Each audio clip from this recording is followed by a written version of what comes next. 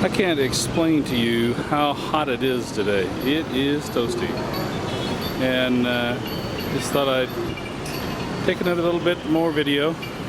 This is Erawan Shrine. I've taken some still photos of it past, but I haven't taken any video. This is a Monday.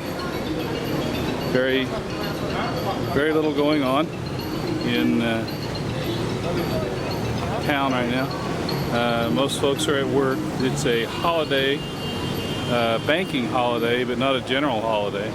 And yet you can see there's a pretty good crowd of people here.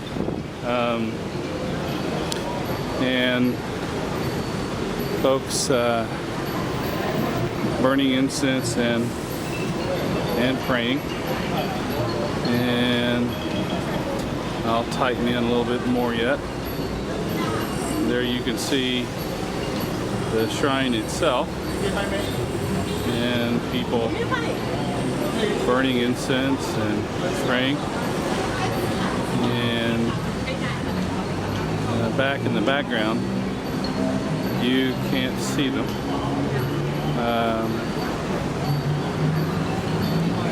But there are some traditional Thai dancers. And see if I can get back over here and get them picked in. You can see them back in the background now. Traditional Thai dancers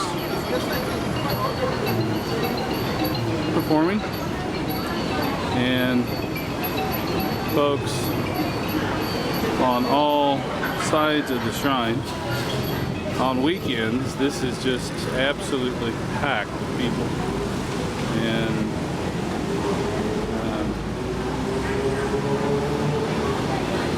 this is also the site of a lot of the action when we had the protests. The protests were kind of centered here at this intersection, except on the opposite side. I'll go over there and show you a little bit of that.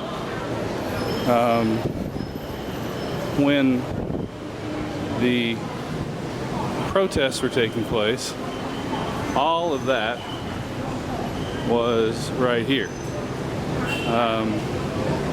It looks pretty boring and dead right now, but this street all the way back, as far back as you can see, was packed wall to wall with people, the red shirts who were doing their protests here.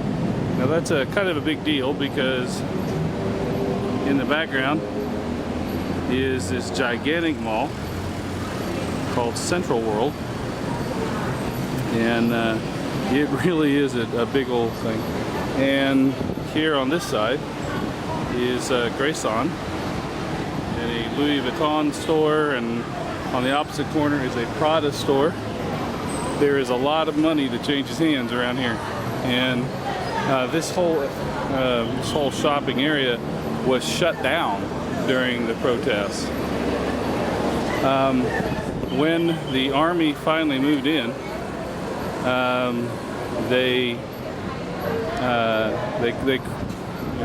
when they finally did move in with all their tanks and everything, they pretty well crushed things pretty quickly, and the red shirt leadership surrendered and were taken to police headquarters, which is right across the street here. And that day, this mall was set on fire, and the whole front half of the mall was pretty much destroyed by fire, and it took the better part of a year to rebuild it. But anyway, there's another look at some of the stuff around here that's part of my daily life. I'm probably I'm a good long walk from home. Probably what I will do is walk up this street, I don't know, quarter mile or so, and then I'll be at that Petchbury Road, which I showed you on the last video.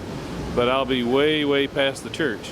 I'll turn left and probably still have a good 20-minute walk from there.